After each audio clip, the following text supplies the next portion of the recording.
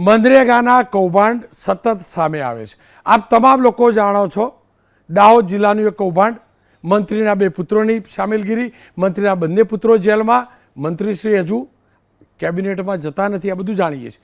આ તમામની વચ્ચે ભરૂચનું એક કૌભાંડ આવ્યું છે અને ભરૂચમાં 58 ગામોમાં મનરેગાના કામોમાં 7 કરોડ 30 લાખનું કૌભાંડ થયાનો આરોપ લાગ્યો છે, જેમાં ગીર સોમનાથ જિલ્લાના પિયુષ ઉકાળીની એજન્સી જલારામ એન્ટરપ્રાઇઝ અને જોધા સભાડની એજન્સી મુરલીધર એન્ટરપ્રાઇઝ સામે ફરિયાદ નોંધાઈ છે. આ બંને એજન્સીઓ સામે આરોપ છે 3 તાલુકાના 11 ગામોમાં રોડ રસ્તાના કામમાં વધુ મટીરિયલ બતાવી સરકારના રૂપિયા ખંખેરવાનો. આ બધું જે તપાસ થઈ રહી છે, બધું શરૂ થયું છે, તપાસ ટીમો બની ગઈ, બધું થયું. પણ સવાલ એ છે કે આ જે તપાસની ટીમો થાય છે એ જેન્યુન તપાસ કરે છે. સવાલ એ છે કે તપાસ નીમવી કેમ પડે છે, અધિકારીઓ ધ્યાન કેમ નથી આપતા. અત્યાર સુધી વિપક્ષ કહેતું હતું, હવે શાસક પક્ષના સાંસદ અને હાલ ગુજરાતના જેટલા શાસક પક્ષમાં સાંસદ છે, માત્ર શાસક પક્ષની ટોટલ સાંસદ, એમાં સૌથી વધુ વાર પાર્લામેન્ટ જીત્યા છે એવા મનસુખભાઈ વસાવાએ કહ્યું છે કે મનરેગાની અંદર ગુણવત્તા સાથે મોટી છેડછાડ થાય છે અને એના રૂપિયા સંત્રીથી લઈ મંત્રી સુધી અથવા ખાય છે અથવા મંત્રી કે નેતાઓ એમના મળતિયાઓને ખાવા દે છે. મનસુખભાઈ વસાવા સતત આ મુદ્દે લડત લડતા રહ્યા છે, બોલતા રહ્યા છે. આવો સાંભળી લઈએ મનસુખભાઈ વસાવાએ શું કર્યું. એટલે સાંભળવું જરૂરી છે. એમને મને જે કહ્યું છે એની અંદર એમ કહ્યું છે 20 થી 30% ભ્રષ્ટાચાર ચાલે છે. સાંભળી લઈએ મનસુખભાઈને. મનસુખભાઈ, આપનું નિવેદન સાંભળતો હતો. મારે એ જાણવું ને સમજવું છે મનરેગાનું આ કૌભાંડ કેટલું મોટું છે, કેવી રીતે થાય છે અને મનરેગાના કૌભાંડમાં કયા પ્રકારના કયા લેવલના લોકો સામેલ હોય છે. રોનકભાઈ, આપણે બધા જાણે છે કે મનરેગાની યોજના એટલે ગરીબોને રોજગારી આપવા માટેની આ યોજના છે ને સારામાં સારી યોજના છે. આ કામો મેળવવા માટે એજન્સીઓની હરીફાઈ હોય છે અને ઓનલાઈન ટેન્ડર ભરે છે. એટલે ઓનલાઈન ટેન્ડર ભરવામાં જે સૌથી નીચું હોય એને કામ મળે છે. ખરેખર તો સરકારની આ પોલિસી તદ્દન ખોટી છે કે એનું સ્ટાન્ડર્ડ હોવું જોઈએ કે આ પ્રકારનું જે ટેન્ડર ચોક્કસ હોવું જોઈએ જેથી કામમાં ગુણવત્તા જોડે. આ તો સૌથી નીચું હોય એનું ટેન્ડર લાગે છે. એટલે અને જે સમયે લાગ્યા પછી કામ કરવા જાય છે તો એ વખતે ત્યાં સ્થાનિક જે પણ વિસ્તારના જે આગેવાનો હોય એ સ્થાનિક આગેવાનો વ્યાખ્યામાં કહેતો નથી, એમાં સ્થાનિક આગેવાનો એટલે બધા જ આવી ગયા. સરપંચો બી આવી જાય, તાલુકાના જિલ્લાના આગેવાનો પણ આવી જાય, ધારાસભ્ય પણ આવી જાય. આ બધાને જ ખબર હોય છે આ કામ થતી વખતે.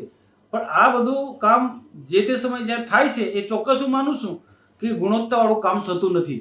કારણ કે ખૂબ નીચું એજન્સીએ ટેન્ડર ભર્યું હોય અને એ ગુણવત્તા એ ગાઈડલાઈન પ્રમાણે કામ કરવા જાય તો એને નુકસાન થાય. તો એને કોઈકનો કોઈક ફાયદો મેળવવા માટે કામમાં ગુણવત્તા જાળવતા નથી. તેમાં પણ પાછા બધા જ લોકોની ટકાવારી હોય, ગ્રામ પંચાયતથી માંડી તાલુકા જિલ્લાથી માંડીને બધી જ જગ્યાએ ટકાવારી હોય. ગાંધીનગર સુધી એની ટકાવારી હોય, સચિવ ઓફિસથી માંડીને કમિશનર સુધી બધા જ આમાં ભાગીદાર હોય છે. પછી કોક ને કોક આ રીતના કોઈ તપાસ થાય છે, તપાસ થાય ત્યારે શું કરે, ઉપરવાળા તપાસ સોંપી દે અને પછી નીચેના લોકોને મારી નાખે છે. હવે નીચે કોણ મરે? સામાન્ય માણસ, ગ્રામ પંચાયત લેવલના લોકો કે પછી પેલા જુનિયર એન્જિનિયર, તે પણ કરાર આધારિત હોય.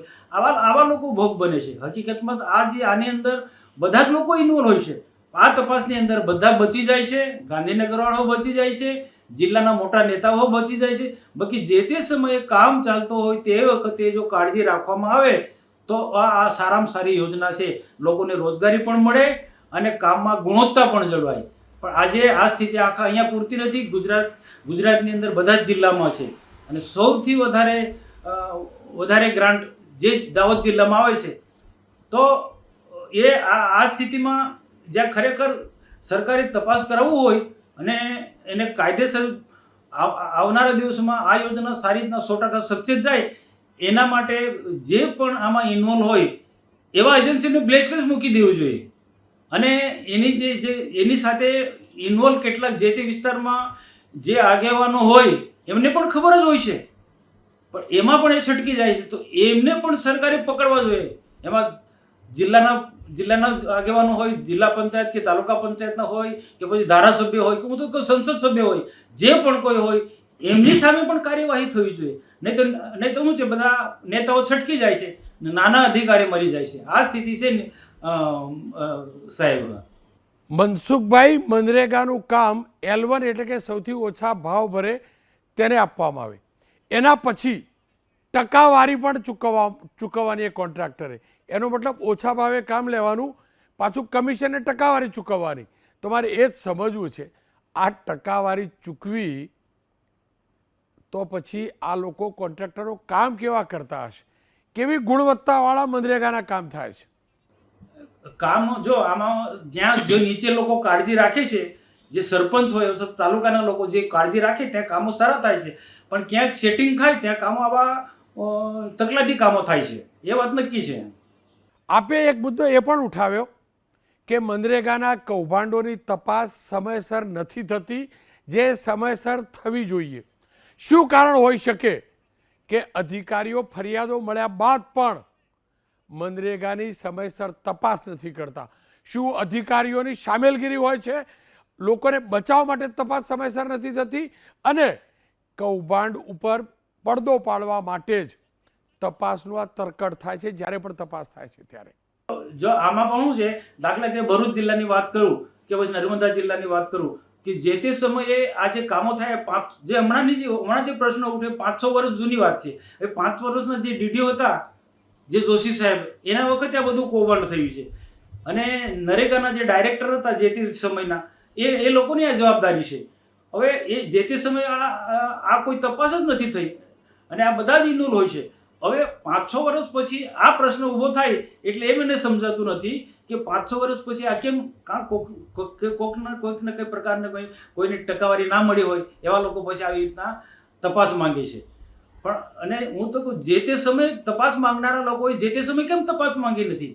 જો એમને કામમાં કૌભાંડ થયું છે, ગરબડ થાય છે, હું ચોક્કસ જે તે વખતે બધા વિરોધ પક્ષના લોકોનો હોય, આજે આમ આદમી પાર્ટી હોય કે કોંગ્રેસવાળા હોય કે બીજા કોઈ પણ હોય, અથવા તો જે પણ કોઈ તપાસ માંગનારા જે પણ કોઈ ધારાસભ્ય હોય કે પછી જે પણ હોય, એ જે તે વખતે કામ ચાલતા હતા તે વખતે કેમ તપાસ ના માંગી?